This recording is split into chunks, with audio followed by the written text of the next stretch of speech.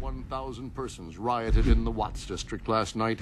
They attacked police with rocks, bricks, and bottles before some 100 officers sealed off the 4-block area in the vicinity of 116th Street and Avalon Boulevard. 4 persons were arrested and a number of others, including one policeman, were injured in the melee.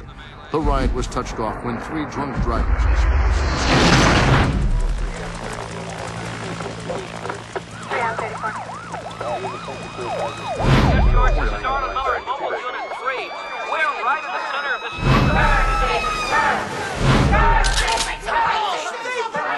Battle rioters in the burning and looted Negro area.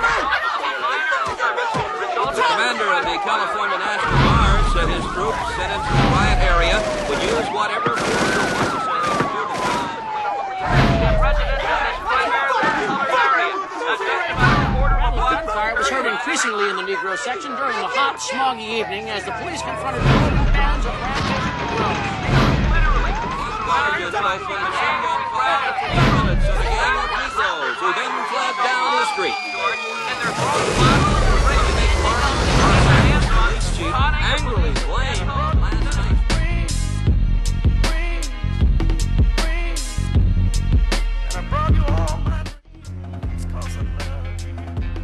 The Watts riots were a combination of several large-scale riots in Los Angeles in 1965.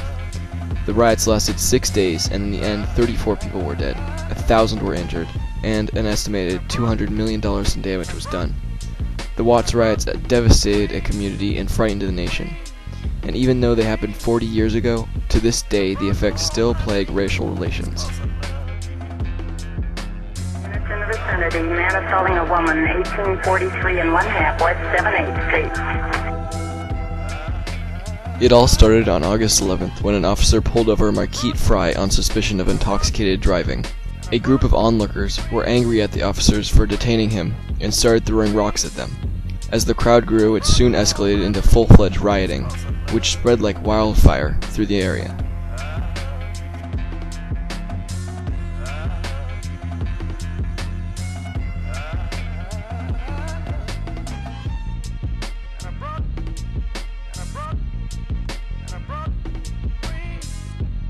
The reason the riots started up so quickly from such a small event was due to the racial instability of the area. There was a lot of insecurity in the area at this time, especially between police officers and the people because of a recent act of police brutality, where an officer shot a man in the head, but was later acquitted of all charges. Another cause for instability was the recently passed Proposition 14, which voided another law saying landlords could not give precedence to potential buyers because of race, gender, sex, or physical handicap. In other words, it would now not be illegal for a landlord to turn someone away based on their race.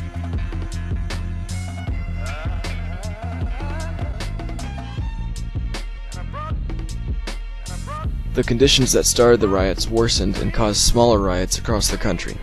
The Watts riots spread fear through white America as they saw how unstable and violent people in inner-city neighborhoods could be. Black militant groups like the Black Panthers that started out of protest to law enforcement did not help this image.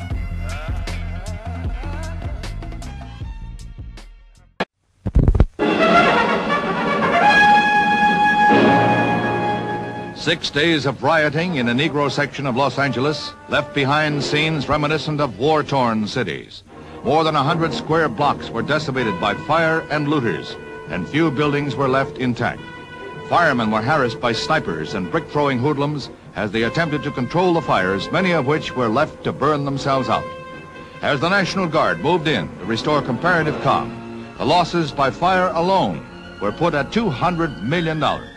No attempt has yet been made to estimate the losses suffered at the hands of the looters who stole everything from liquor to playpens.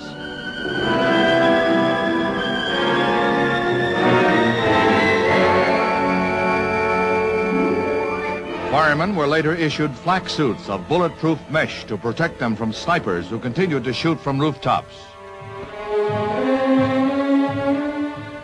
Nearly 3,000 were arrested, and authorities had to open abandoned jails to house those netted by the police.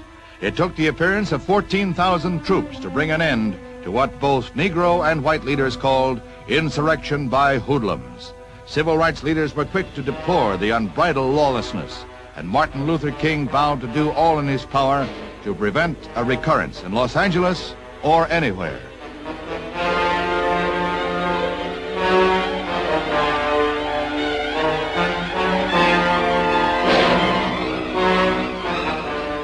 An uneasy calm prevails in what is known as the Watts area of the city. A curfew was put into effect, and the entire section declared off limits to all but residents. The people who live here are suffering great hardship with no grocery, drug, or other service stores able to operate.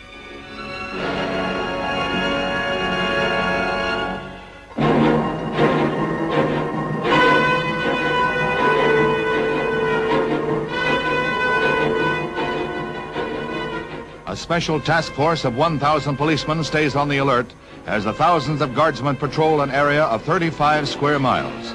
The outbreak spread to other Southern California cities, but were quickly quelled. In Los Angeles, authorities say they are now ready to move with dispatch if lawlessness breaks out anew.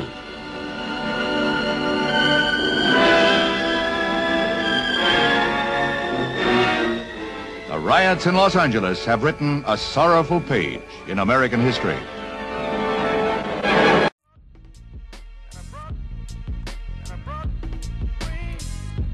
Unfortunately, the Watts riots demonstrated that violence could work as a means of protest. This would later affect more than just the community of Watts, in that many other neighborhoods would now see violence as a valid form of protesting something that was perceived as unacceptable. This was in direct conflict with what Martin Luther King Jr. and other pacifists were teaching, but nevertheless, violence took root in inner-city neighborhoods and in effect still lives on to this day.